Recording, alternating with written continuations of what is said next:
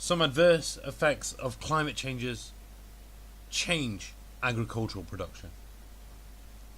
Some lands are just merely unsuitable for growing crops. There will be millions of people facing hunger in Africa in the near future. Climate change will result in less production and less food.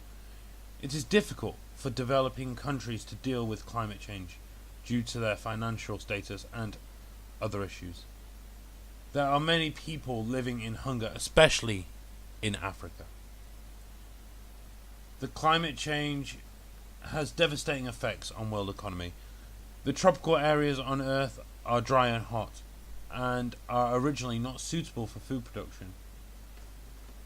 The change of climate leads to extreme weather conditions such as floods and hurricanes, which exacerbates the food production issues.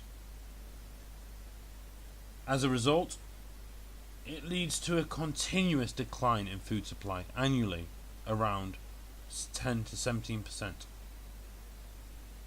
And this trend is perceived to be continuing in the future.